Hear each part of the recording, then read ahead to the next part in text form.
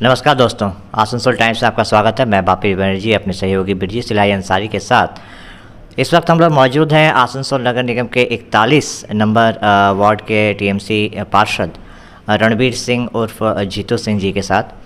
जैसा कि हम सब जानते हैं कि मानसून का सीज़न आने वाला है और हम सबको याद होगा कि नगर निगम चुनाव से पहले जीतू सिंह ने एक अहद लिया था कि इस बार बरसात के मौसम में ख़ास करके दिलदार नगर और 41 नंबर वार्ड के विभिन्न इलाकों में वो हालत नहीं होगी जो पिछले साल हुई थी। इसके लिए उन्होंने एक लफ्ज़ इस्तेमाल किया था कि किसी के घर में वो एक चम्मच पानी भी घुसने नहीं देंगे। तो अब जबकि मानसून का सीज़न आने वाला है तो हम जीतू सिंह जी से ही जानना चाहेंगे कि अपने उस कॉल को पूरा करने के लिए वो क्या कर रहे हैं और किस तरह से वो दिलदार नगर को, ख़ास करके दिलदार नगर के 41 नंबर वार्ड में बाढ़ से बचाएंगे। सर, आसनसोल टाइम्स में आपका स्वागत है।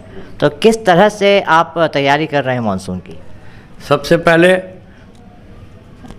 मैं अपने वार्ड की जनता को नहीं, पूरे आसनसोल, पूरे एएमसी जनता को एक बात कहना चाहता हूँ कि आज जो हमारे मेयर साहब हैं वो कोई वीआईपी पर्सन नहीं है, वो एक गांव के आदमी हैं।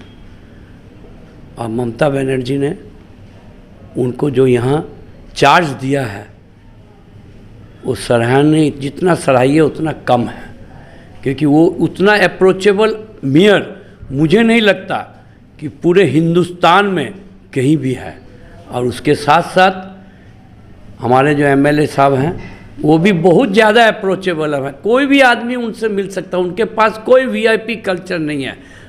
हिंदुस्तान में आप एक भी हमको मेयर या चेयरमैन दिखाइए कॉरपोरेशन का, डीडीए में जाइए, एमडीसी में जाइए, बॉम्बे में जाइए, कि मेयर का चेंबर का दरवाज़ा खुला है, कभी लाइट नहीं जलती है। वीआईपी कल्चर बोल के है नहीं। इसलिए आज जो पानी की समस्या दिलदार नगर में सबसे ज़्यादा होती थी, हमने एक बार खाली मेयर साहब को कहा और मोलाय घटक साहब को कहा, उन्होंने मुझे 2 दिन जेसीबी मशीन दी। जहाँ जहाँ जेसीबी मशीन जा सकती थी मैंने खुद खड़े होके 10-10 घंटे, और सैनिटरी डिपार्टमेंट भी खुद मेरे साथ खड़ा था, हमने ड्रेन को सफा किया और 6 फुट 7 फुट कचरा हमने निकाला। और उसके बाद आज जो बाकी ड्रेन का काम है, जहाँ जहाँ मशीन जा नहीं सकती है, मैनुअल काम होगा, वो ऑर्डर भी 2 दिन के अंदर में किसी कॉन्ट्रैक्टर को मिल रहा है। उसके साथ मैं अभी घूर के सब उनको दिखा दिया हूँ कि आप बरसात आने से पहले ये काम कर दीजिए। जो वादा 1 चम्मच पानी नहीं जाएगा, वो 1 चम्मच की बात छोड़िए, मैं इतना ज़रूर कह सकता हूँ, 1 बूंद पानी किसी के घर नहीं जाएगा। अगर 15 दिन हमको टाइम मिल जाएगा मैं वो काम करके दिखाऊंगा।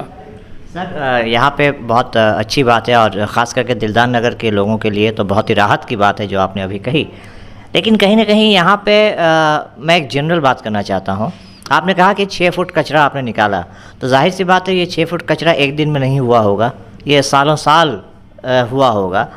यहाँ पे लोगों के लिए आप क्या संदेश देना चाहेंगे, जो जहाँ पे निवासी हैं उनके लिए आप क्या संदेश देना चाहेंगे? मैं लोगों को ये कहना चाहूँगा कि आप माँ माटी मानुष के ऊपर भरोसा कीजिए, मोलाय घटक साहब के ऊपर भरोसा कीजिए, मेयर साहब के ऊपर भरोसा कीजिए, और कॉरपोरेशन के जो ऑफिसर्स हैं, जो कर्मचारी हैं, उनके ऊपर भरोसा कीजिए, तो आपको कोई तकलीफ़ नहीं होगा। और आज जो कचरा निकला है ये 1 साल का कचरा या 2 साल का नहीं है, ये 25 साल सीपीएम का कचरा और 5 साल ये बीजेपी का जो कचरा है वो कॉरपोरेशन ने निकाला है। और आगे उनको मैं एक चीज़ और कहूँगा कि आप भी थोड़ा ख्याल रखिए कि जो नालों के ऊपर में जो आप स्लैब रखे हैं बड़े बड़े, कहीं कहीं तो 2-2, 3-3 स्लैब है।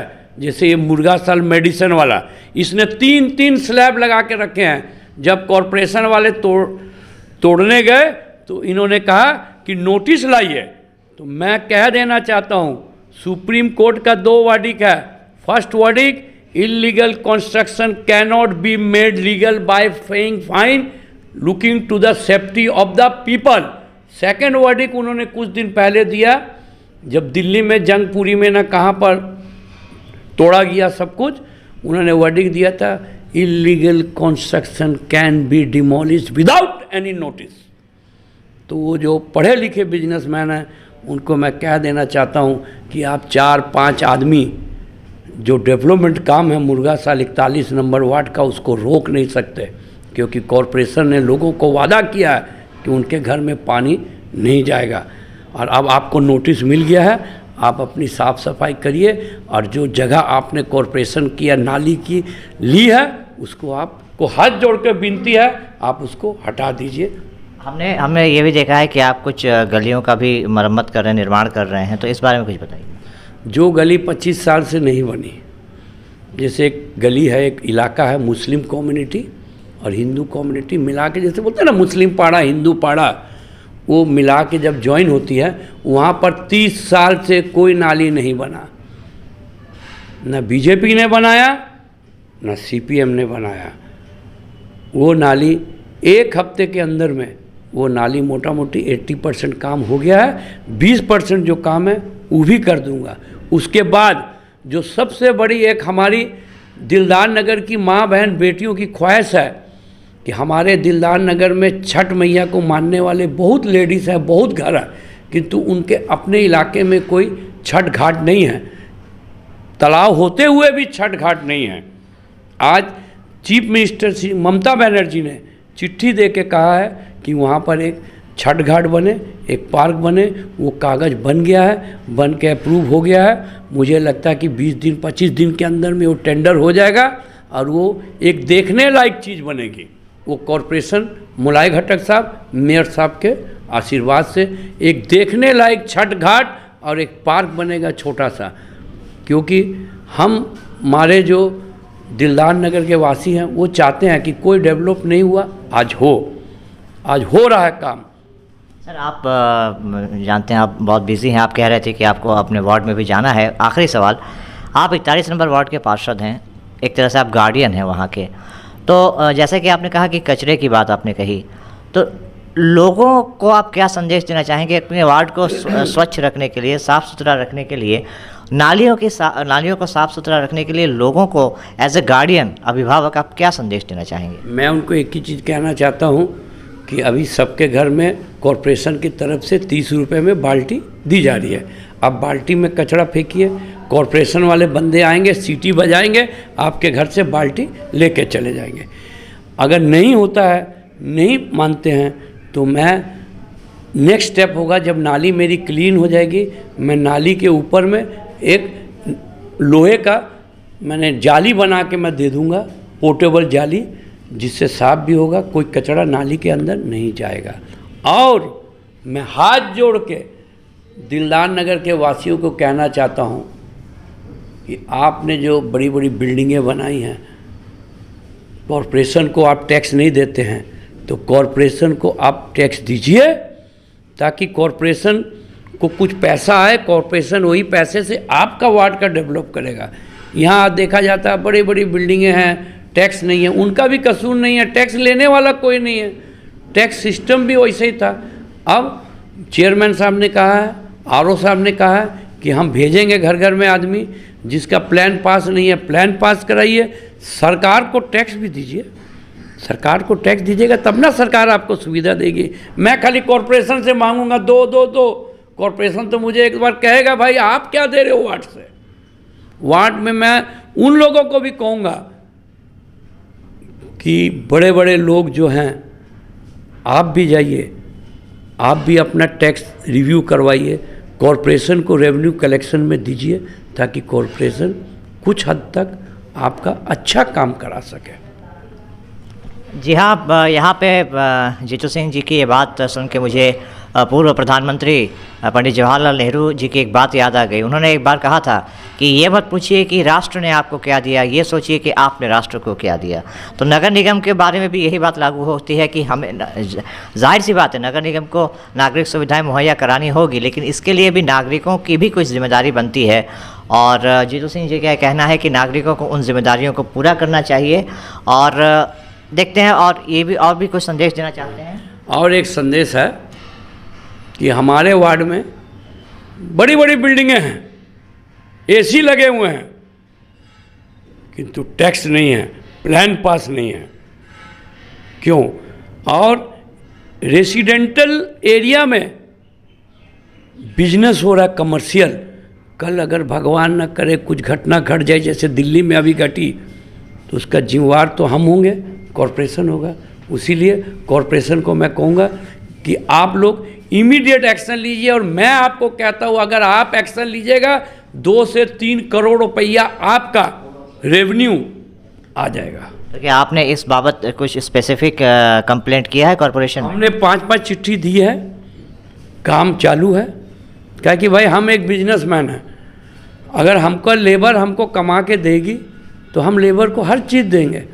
अगर एक वार्ड का मतलब ये नहीं है कि खाली नाली साफ करा देना या रोड बना देना, ये सुविधा दे देना। वार्ड कमिश्नर का ये भी काम है कि वार्ड में कलेक्शन रेवेन्यू हो रहा कि नहीं, क्योंकि मेरे वार्ड में मैं देखता हूँ कि कलेक्शन ही नहीं है रेवेन्यू। और बड़ी बड़ी बिल्डिंगें बनी हुई हैं, लोगों ने 4-4 एसी लगा के रखी हुई है, गाड़ियाँ लगा के रखी हैं, किंतु कोई कुछ नहीं है। जब किसी को बताओ, बोले हमार कथा होएगा छे ऊपर है, बोलते हमारी बात होगी ऊपर से, किसी से बात नहीं, वो झूठ बोलते हैं। और जब तक जीतू सिंह है, ना 1 रुपये खाएगा, ना 1 रुपये खाने देगा। दरकार पड़ेगी हम अपनी कमाई से आपको खिला देंगे, किंतु आप लोग को हाथ जोड़ के विनती है, आप लोग भी अपना टैक्स दीजिए। कॉरपोरेशन में अभी क्राइसिस चल रहा है, हम जानते हैं, हम बिजनेस करते हैं ना दादा, हम जानते हैं कितना इलेक्ट्रिक बिल आएगा, इतना आएगा। आज हमारे कहने पर 2 हाई मास्ट लाइट लग रहा है, अगले हफ्ते मेरे कहने पर सड़कें बन रही हैं। तो मेरा भी काम है, जब कॉरपोरेशन का मेयर, चेयरमैन, हर आदमी मेरी बात सुन रहा है, तो मेरा फर्ज बनता है, मेरा दायित्व बनता है कि हम अपने आसनसोल को सबसे पहले प्यार करें। प्यार तब करेंगे जब हम करप्शन रोकेंगे। जी हाँ, सही बात है, ताली एक हाथ से नहीं बजती। अगर आप कॉरपोरेशन से कुछ चाहते हैं तो कॉरपोरेशन के प्रति अपनी जिम्मेदारियों को भी पूरा करना होगा। और यही कहना है जीतू सिंह जी का।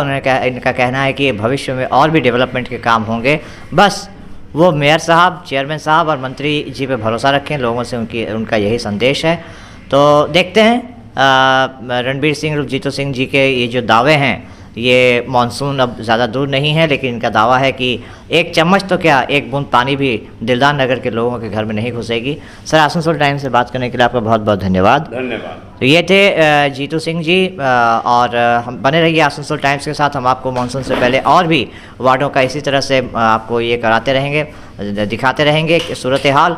अभी के लिए धन्यवाद, नमस्कार।